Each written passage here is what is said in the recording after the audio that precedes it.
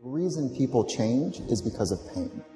The reason we grow is because we get uncomfortable and we embrace being uncomfortable.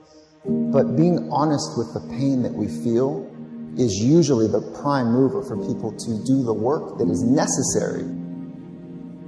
Average person, you and I have about 75,000 thoughts a day rattling around in this thing we call our brains and our minds. 75,000 of them.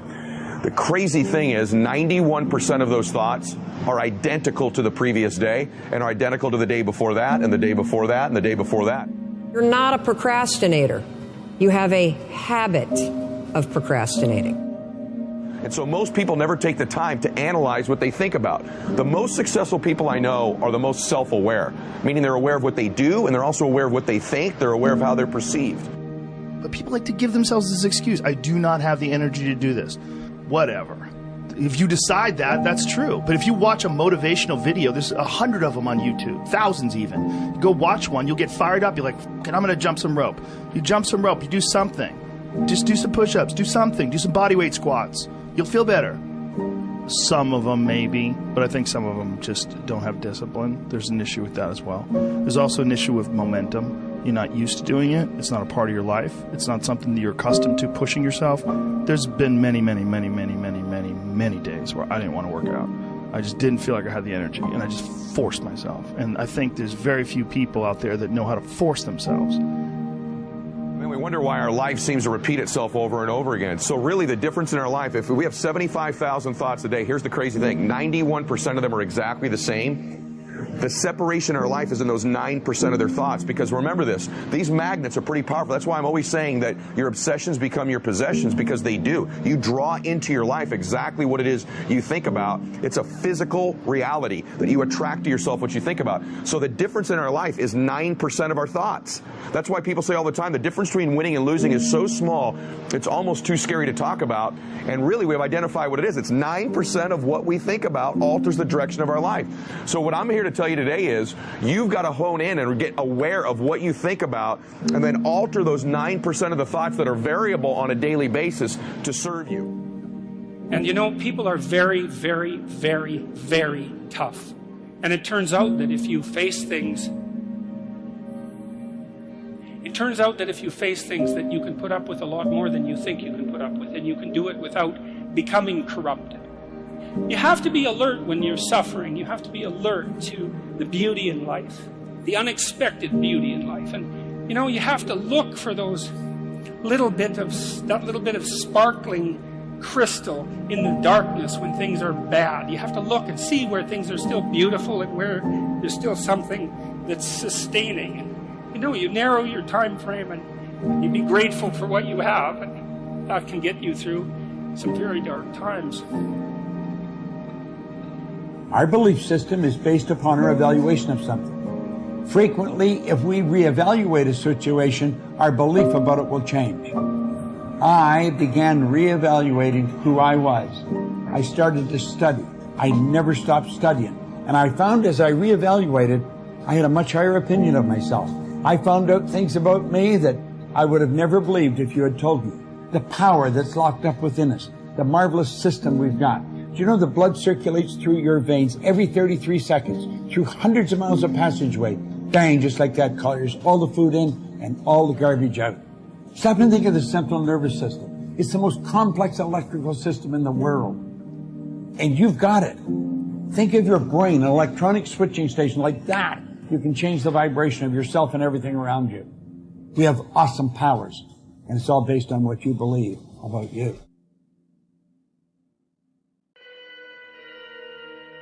If you want to change yourself, if you want to acquire something, if there's some goal that you want to reach, changing your behaviors, overcoming negative habits, it's challenging. It's hard. Most people go through life never discovering what their talents are. Most people never develop their talents. The only thing that's going to make you happy, my friend, in this year or any other, is to step up. It's to raise the standard. It's to discover what you're capable of and feel that incredible power pushing through whatever's holding you back and get to the other side of more of your true self. That's what this game's all about. When you step into your fears, and continue to push yourself to go on, something happens for you. If you look at somebody who's really successful and you think, wow, I mean, they're so amazing, they're such a genius, you got to dig underneath and you got to remember something. People are rewarded in public for what they practice for years in private. If you don't develop the courage to do that which has been given you to do, and you spend a lot of time going around trying to convince other people or trying to get their approval, what will happen is that you will lose your nerve. And other people will convince you that what you're doing doesn't have any value, and you'll give up on your dream. How much time do you have left? How much time do you have left? Jeremiah said, "Your word, O Lord, is like fire shut up in my bones." I believe there are some dreams shut up in you. Like fire, you're going to feel your destiny calling out. May not have happened the first time. The loan didn't go through. You didn't get chosen for the part. The medical report wasn't good. That's okay. This is a new day. What God started, He's going to finish. You may have missed some opportunities, but God knows how to make up for lost time. He's going to give you another chance. He said in the book of Joel, "I will restore the years that have been stolen." Progress equals happiness. And if we can make progress on a regular basis, we feel alive. And that's why at the beginning of the year, we get this thing like, okay, I can have this fresh start. I can really do what my soul desires. I can expand. I can grow. I can improve. I could change. Or maybe better than change, I could progress. See, think about that. Progress is an aliveness to it, doesn't it? You don't have to work at changing. People say all the time now, well, I'm working on changing. Don't worry about it. You don't have to work on changing. Change is automatic. Your body's going to change whether you want it or not as the years go by. And no matter how hard you work, there's going to be some changes going on there. The economy is going to change no matter what you want it to do. The weather is going to change. Relationships are going to change. Everything in life is always changing. We don't have to work on change. Change is automatic, but progress is not. So if you want to make real progress, then you really got to look at your life in a different way. You got to say, I got to take control of this process and not just hope it's going to work out like people do who make a resolution. You may have lost years because somebody else put you at a disadvantage, or years because of your own choices. God knows how to make up for it. He's still going to get you to where you're supposed to be. This is what happened to Joseph in the scripture. God gave him a dream that one day he would rule a nation. In this dream, he saw his brothers bowing down before him. Joseph should have used more wisdom and not told his brothers that part of the dream. Certain things you should keep to yourself. Some people can't handle what God's put in you. They won't celebrate you. They'll be jealous, find fault, and be critical.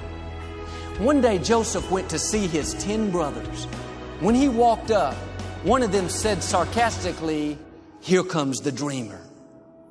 They weren't upset because he was their father's favorite child. They weren't upset because he was wearing a coat of many colors, a coat that represents favor. They were upset because he had a dream. They were offended because he was determined to break out of the mold, to do something great, to leave his mark. They would have been fine if he was content to be average, to accept the status quo. But when you stir up what God's put on the inside, believe that you have seeds of greatness, believe that you can overcome that illness, break the addiction, pay your house off, be blessed in spite of past mistakes, let me warn you, everybody will not celebrate you. When you have a dream, you're going to have some detractors. People will get jealous, try to make you look bad, try to talk you out of it. Say things like, "You really think you can get that promotion? You don't have the experience, the talent. I don't think so. You really think you're still going to get married? You've tried 3 times, hadn't happened yet. You're getting kind of old." Let that go in one ear and out the other. People don't determine your destiny. God does. You have to own your own happiness. Take it away from other people demanding that they make you happy. Your kids are not going to make you happy. Your spouse is not going to make you happy. A big house is not going to make you happy. Own your own happiness and be responsible for doing those things that bring joy into your own heart, independently of life and people and money and all of that stuff. Right. It doesn't necessarily give you a happiness. You have to take responsibility of that peace and that joy that lives inside of your heart and not inside of your stuff. That's what hope is. Imagining and then fighting for and then working for what did not seem possible before. That's leadership. John F. Kennedy didn't look up at the moon and say, oh, that's too far.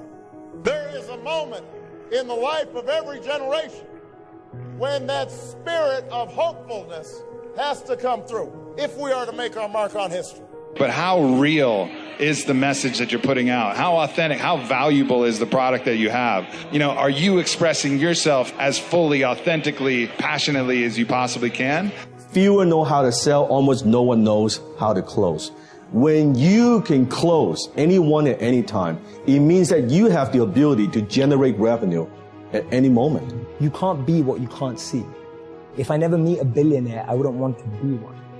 Because I wouldn't know what that feels like. I don't know what it looks like. I don't know what it takes. What am I good at? What do I love? What does the world need? And how do I get paid for it? To me, those four help you unlock your passion. I often say to people, your passion is for you, your purpose is for others. Your passion makes you happy. But when you use your passion to make a difference in someone else's life, that's a service, that's a purpose. So the question is not I can't, is either you don't want to and that's perfectly fine, then don't say I can't, just say I don't want to. Decide, commit. When you say, well, I can't, does that mean you don't know how to do it? Because you could go get the how to. There's so much how to on the internet. You could go find a way, you can take a program, go to an event, learn from a mentor, do something. You have the abilities. So it has to be down that low, that literally is something in you that's at the core of your soul.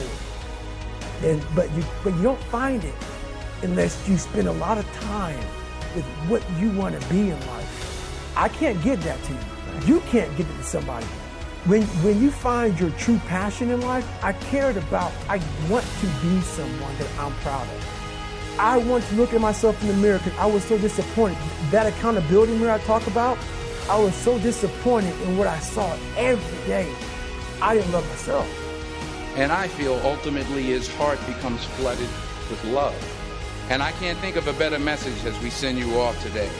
To not only take risks, but to be open to life, to accept new views, and to be open to new opinions. While it may be frightening, it will also be rewarding. Because the chances you take, the people you meet, the people you love, the faith that you have, that's what's going to define you.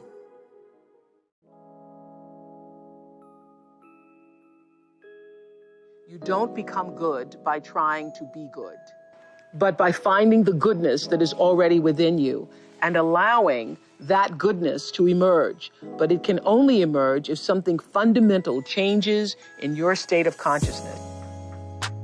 So what that means, if nothing changes in your state of consciousness, the ego has many ideas. It says, I want to be a spiritual person. I want to be recognized as a spiritual person. I want to be more spiritual than all these people. And I'm definitely more spiritual than you. So the ego has all kinds of ideas of what it wants to be. And it might even say, yes, I want to be good, because it wants to have a better image of itself. But on that level, by the essential dysfunction of the ego is still operating. So this is why we have the phrase, the road to hell is paved with good intentions. Because no matter how good your intentions are, when you're still trapped in the ego, it will always take you into conflict eventually. So you have to go deeper beyond the realm of opposites where there's good and bad and reach a place within yourself that is unconditioned, that is what I sometimes call the formless, expressed beautifully in the Old Testament in the little saying, be still and know that I am God. And that's in the Old Testament. It contains the entire wisdom of religion in those few words. Be still meaning go to that place where the mind is no longer operating, where you are just conscious without thinking. And that is the level where the eternal resides. When you went first to school, you went to kindergarten. And in kindergarten, the idea was to push along so that you could get into first grade, and then push along so that you could get into second grade, third grade, and so on, going up and up. And then you went to high school, and this was a great transition in life. And now the pressure is being put on. You must get ahead. You must go up the grades and finally be good enough to get to college. And then when you get to college, you're still going step by step up to the great moment in which you're ready to go out into the world. And then when you get out into this famous world comes the struggle for success in profession or business. And again, there seems to be a ladder before you, something for which you're reaching all the time. And then, suddenly, when you're about 40 or 45 years old in the middle of life, you wake up one day and say, huh? I've arrived. And by Jove, I feel pretty much the same as I've always felt. In fact, I'm not so sure that I don't feel a little bit cheated. Because you see, you were fooled. You were always living for somewhere where you aren't. We spend a big hunk of our lives believing that the way that we become, quote, successful, happy, fulfilled, self-actualized, whatever it might be, is on the basis of what I accomplish, what my resume looks like, how many promotions I get. And so we send our children off to school and we ask them to learn to identify themselves on how much they get and what they accomplish. Your grades become more important than what it is that you are studying. What you own, what clothes you wear, what labels you have, and so on. And we become obsessed with this kind of absurdity. And this is the false self at work.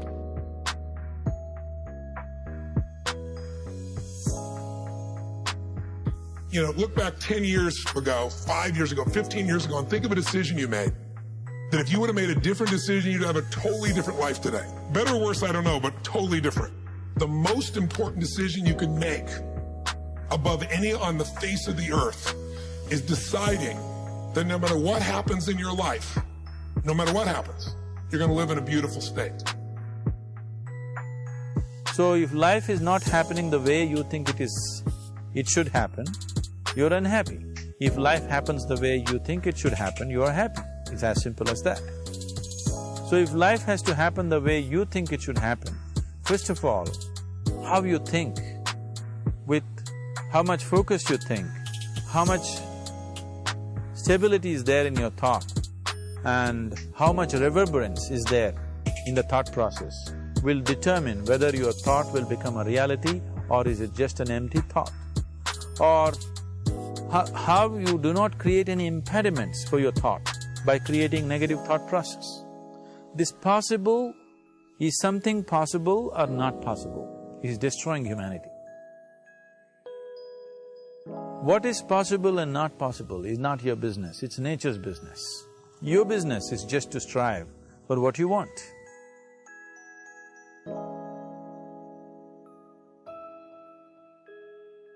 The decision to say, I am not going to suffer, that if suffering arises, pain's one thing, suffering's another. Suffering is when you're like, suffering could be worry, it could be anger, it could be frustration, it's anything that takes you out of a beautiful state. And here's what people don't get. You can end suffering by stop focusing on yourself and focus on something you want to serve greater than yourself. Your children, your wife, your mission, your life. You can get out of it in an instant because the nature of the human mind is to constantly compare things. Your mind, your brain is a 2 million-year-old device, and it is not designed to make you happy. It's designed to make you survive. And that's why it's always looking for what's wrong. life is supposed to be good, not just for some, but for all of you. And when it isn't, something has gone terribly wrong. And every single time, the thing that has gone terribly wrong is that an orientation or a perspective has been developed and practiced to the point that other evidence can't come in. In other words, when you have decided something in a very powerful way, then it must be, because law of attraction will always present to you exactly the package that you are practicing all day, every day. You've got no argument with that. And so we do not sense that your life reflects this now in this powerful way. At one time, yes. But we want to say to you that you are taking more upon yourself. This is really what we would like to say to you. Soul is also the center of the world, which is a frightening proposition and not one that's easily comprehensible. Solzhenitsyn's work in the Gulag Archipelago is particularly enlightening in this regard, because he insisted that it was a preconception of our Judeo-Christian heritage that each person was the center of the cosmos. And you can think of that as a center of consciousness, right? A center from which being itself is not only reflected, but also generated. And it was Solzhenitsyn's belief, and Dostoevsky's as well, and I think Jung would have been in accordance with this, and Nietzsche as well, for that matter, that in some manner that we don't fathom, because we don't understand the structure of the world very well, the outcome of the world is dependent on our choices, and equally on all of our choices. And I don't understand. I know that to be true, or feel that to be true. It's part of the doctrine that each person is of intrinsic and equal worth. Part of that doctrine is that each person has intrinsic and equal responsibility, and that we're each capable of generating a fair bit of hell around us and for other people, but also capable of generating a tremendous amount of good. And that the fate of the world as it careens through eternity is actually a consequence of the ethical decisions of each of us. It's a terrifying idea. It's no wonder people flee from it into hedonism, let's say, and ideology, because it's very frightening possibility that the choices that you make day to day or fail to make have this profound and lasting effect on the structure of reality. But I don't really see any way out of that conclusion. Come up with 10 laws you are going to spend, or you're going to live the remainder of your life under. That could be one of the things I teach in my work, don't die. One of the secrets to legendary is longevity. So outlive your industry peers. Amazing what happens when you get into such great physical health that you just outlive everyone around you. You know, it's 90, you're 90, no, you have no competition. Imagine how easy it will be for you to dominate your field. Imagine how good you're going to be if you're 103, still rocking your game. So the point is, don't die. Protect your health. Hack aging. Eat the right supplements. Work out every day. Run my 2 massage protocol. Make sure you get fresh air. The point is simply this. One of your 10 life laws could simply be don't die. One of your 10 life laws could be give more than you take. One of your 10 life laws could be spend an hour alone building your self-relationship. You know, I was reading Marcus Aurelius very early this morning, the great Roman emperor, and he talked about the shortness of life, but he also talked about this. Find some time every day to be amid tranquility so you could think. See, when you're in the noise, you can't think. The noise of distraction and attraction and diversion by technology. When you're alone, and I've found it's the best thing, first thing in the morning, you can actually think about your values, and you can actually get to know yourself again, and you can actually breathe, and you can actually contemplate, what am I going to do today? How am I going to live? How can I make today on earth a valuable day? greatness. It's just something we made up. Somehow we've come to believe that greatness is a gift, reserved for a chosen few, for prodigies, for superstars. And the rest of us can only stand by watching. You can forget that. Greatness is not some rare DNA strand. It's not some precious thing. Greatness is no more unique to us than breathing. We're all capable of it. All of us. I always believed leaving no stone unturned. That's what makes you a champion. When you're out there partying, horsing around, someone out there at the same time is working hard. Someone is getting smarter and someone is winning. You never want to fail because you didn't work hard enough. But if you want to win, there's absolutely no way around hard work. No pain, no gain. We're wired differently. We have to set a goal that if we hit that goal, we're guaranteed to make sure all that other stuff in the middle is going to happen. Why 3 o'clock in the morning? Why don't you sleep? My appetite. I said, E.T., I want more. I can do more. If I accomplish this without a father, if I accomplish this with my mom being a teenage mom, if I accomplish this as a high school dropout. How many of you believe in your life that your worst day can become your best day if you turn it around? If I can accomplish these things from this start, now that I'm at this place, knowing what I know now, what can I count? And I want you to think about that. I want you to think about more than just what you're going to do financially, more than what you're going to do in this industry in the next 3 years, right? More than that. What's your appetite? What are you going to do that will ensure that when the alarm clock goes off, that you're already up 10, 20 minutes before your alarm clock goes off? Why? You gotta grind. You gotta go through setbacks and disappointments. You gotta go through it. I'm talking about grit. I'm talking about endurance. Just having more stamina than they got. In order to get to the next level, you gotta sacrifice. You gotta take risks. You gotta be willing to do by faith whatever you're asked to do. Listen to me, there are no shortcuts to success. There are no discounts to success. It's always sweat. It's always blood. It's always tears. You always have to give all to be the best.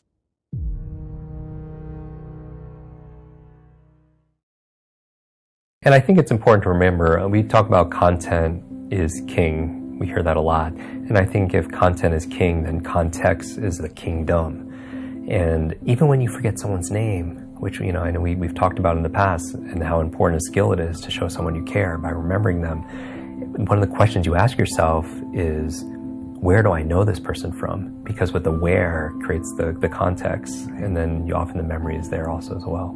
Yeah, it's interesting. And I want to talk a bit more about that because, as our devices get smarter and they become more of who we are, that whole thing of why do we need memory is something I'd really like to revisit today, because 5 years, 10 years from now, we'll still have, we'll be partial cyborgs maybe at that point to speak to Elon Musk, but yet the memory is still really important. Yes. And I'd love to talk about that a little bit. I've done, and I'm looking forward to going deep in that. I do trainings for Google, and it's, they're organizing the world's information.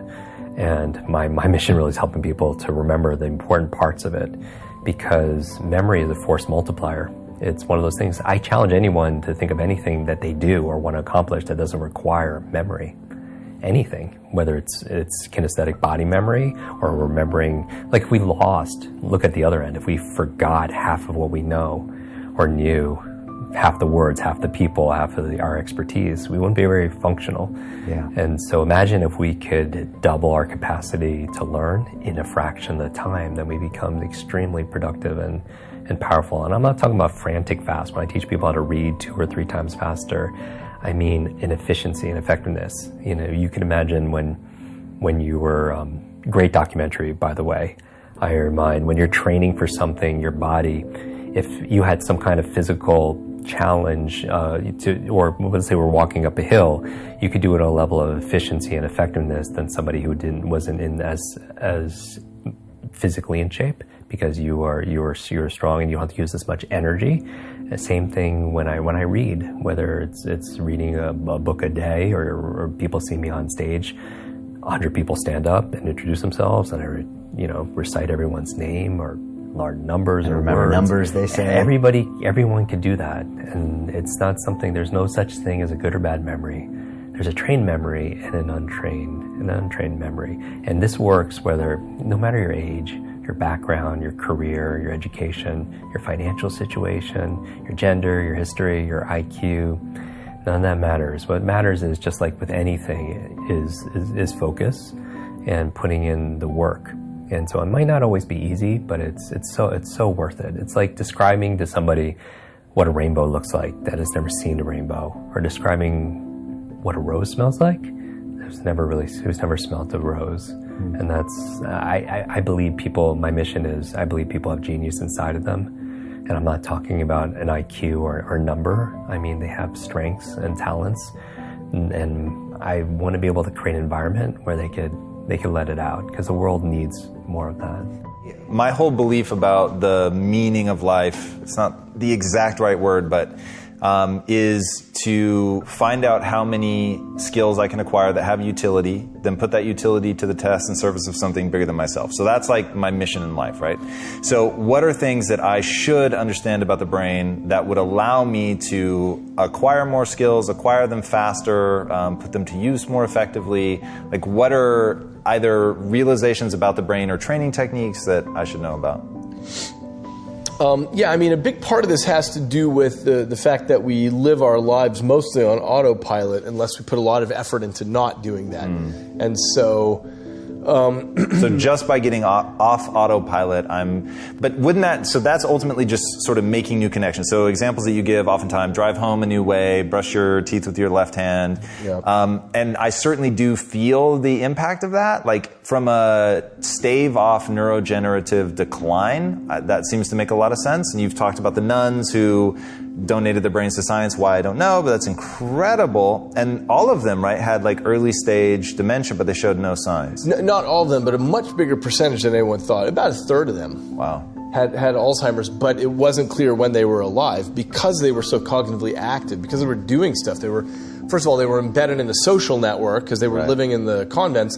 And so they had responsibilities and conversations and so on. And that made it so that even though their brain was falling apart with Alzheimer's, nobody knew it. They didn't have the cognitive effects there. And is this at the center of your upcoming book, Livewired? Yeah, it's the theme of that book is that you can't really think about the brain as hardware, and you can't think about it as software. It's this weird other thing that I call liveware, which is that it's constantly reconfiguring its own circuitry. So everything that you learn, every little thing changes the pattern of circuitry in your brain. So when you first learned that my name was David, that's underpinned by a physical change in the structure of your brain, which is wild. That's crazy. I mean, every single thing that you learn. I can tell you can make your brain work better in a week. You can make your heart more coherent. You can change the field around your body. You can strengthen your immune system. You can change your gene expression. You can lengthen your life. You can create so many oxidative changes in your cells. We have great research to prove that. That's the truth of who you are. That's the truth, that miracle within you. That evidence is the backbone that gives people permission to try it out. It's the language. Then you see someone standing on the stage telling their story in testimony, whether it's stage 4 cancer, whether it's MS, whether it's blind people seeing, deaf people hearing. You can't go back to being the same person after that. Evidence is the loudest voice. And so then when we begin to make those inroads, and the footprint exists in consciousness, and you're witnessing it in three-dimensional reality, the illusion of limitation begins to change. And now all you want to do is you crave the unknown. So people in our work don't get up in the morning and go, oh God, I got to do my meditation today. No, they're not doing that.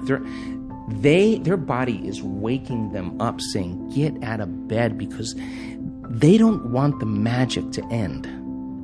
And when you start seeing the gap between cause and effect, thought and experience closing down.